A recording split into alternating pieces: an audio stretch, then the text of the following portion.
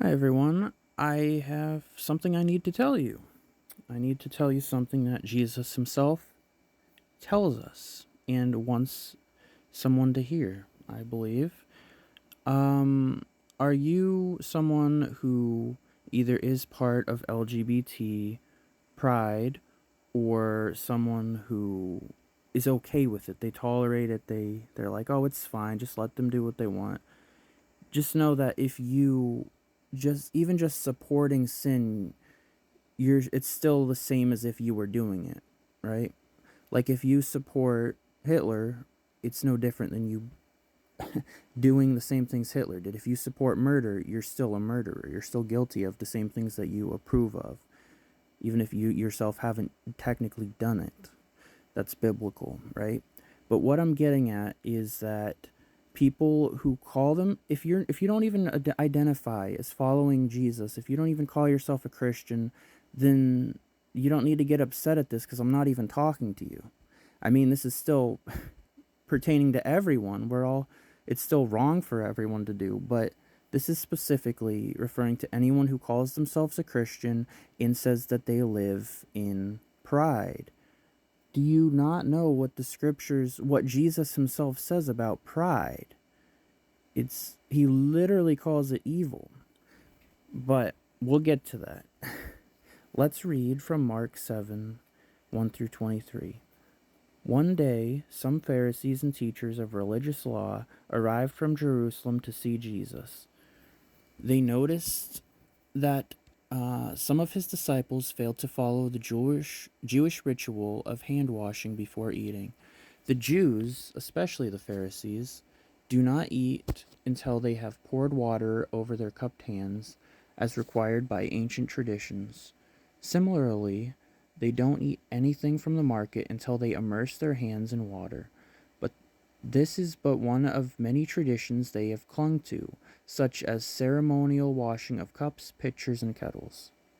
So the Pharisees and teachers of religious law asked him, "Why don't your disciples follow our age-old tradition?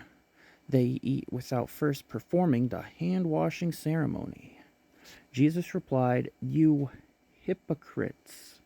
Isaiah was right when he prophesied about you, for he wrote, 'These people honor me with their lips, but their hearts are far from me.'"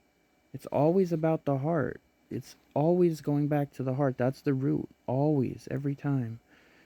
Yeah, they're saying one thing, but their hearts don't mean it. Their hearts are far from him. Their worship is a farce, for they teach man-made ideas as if, as commands from God. I think as if they were commands from God, right? For you ignore God's law and substitute your own tradition. Then he said, "You skillfully sidestep God's law in order to hold on to your own tradition. For instance, Moses gave you this law from God: honor your father and mother, and anyone who speaks disrespectfully of father or mother must be put to death. But you say, it is all right for people to say to their parents, 'Sorry, I can't help you, for I have vowed to give to God what I would have given to you.' In this way, you let them disregard their needy parents. And so you cancel the word of God in order to hand down your own tradition. And this is only one example among many others." Then Jesus called to the crowd to come and hear. "All of you listen," he said, "and try to understand. It's not what goes into your body that defiles you. You are defiled by what comes from your heart." Then Jesus went into a house to get away from the crowd, and his disciples asked him what he meant by the parable he had just used. "Don't you understand either?" he asked. "Can't you see that the food you put into your body cannot defile you? Food doesn't go into your heart, but only passes through the stomach and then goes into the sewer." By saying this, he declared that every kind of food is acceptable in God's eyes. And then he added, "It is what comes from inside that defiles you. For from within, out of a person's heart, come evil thoughts, sexual immorality, theft, murder, adultery, greed, wickedness, deceit, lustful desires, envy, slander, pride, and foolishness. All these vile things come from within. They are what defile you. LGBT, they literally live their whole lives by pride. They literally call it pride. You can't get more straightforward than that. They're literally calling it pride. And Jesus himself says that's vile.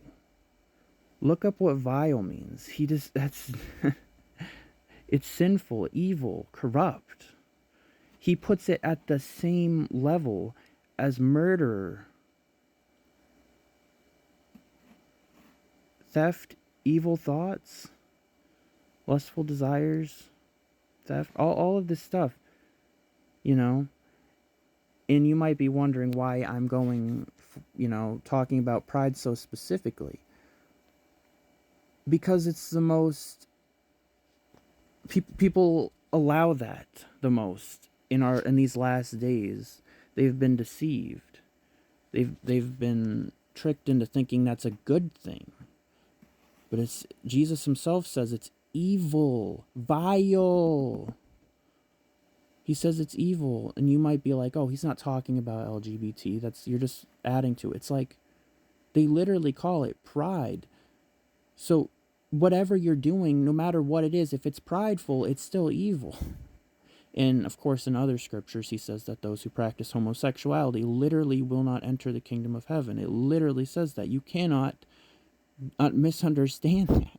It's as straightforward as it gets. He calls it evil. But, again, it's like a lot of these other things, they're pretty straightforward. I don't need to spell it out for you. Because, do I really need to tell you that evil is, murder is evil? Of course it is. We all know that. Then again, there are so many people that even don't understand that in these last days. They're like, oh, a CEO, he has so much money, of course he deserves to get murdered. It's like, what are you talking about? And that can get into a whole other debate, But if you want someone to be murdered because they have more money than you, but the American dream is to have more money than everyone, you're inconsistent. you make no sense. People who say that kind of thing, right? I thought the American dream was to be rich and famous, but you want the rich and famous to be murdered. Hopefully, I'm referencing that whole Luigi guy thing. I don't know. I'm just saying if you think someone deserves to be murdered, then you're guilty of murder.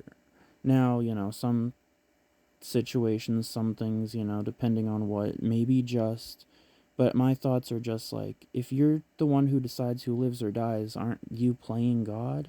And I don't know, that's a whole other thing we can get into.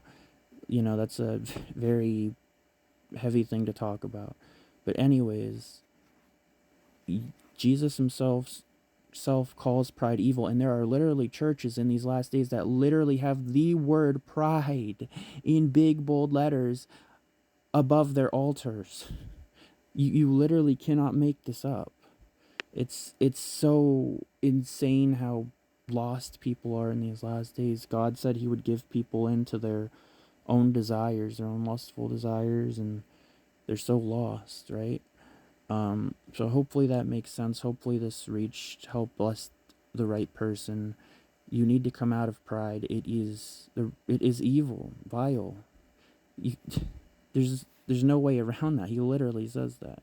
If you don't agree with that, you disagree with Jesus himself. All right, God bless you guys. Peace.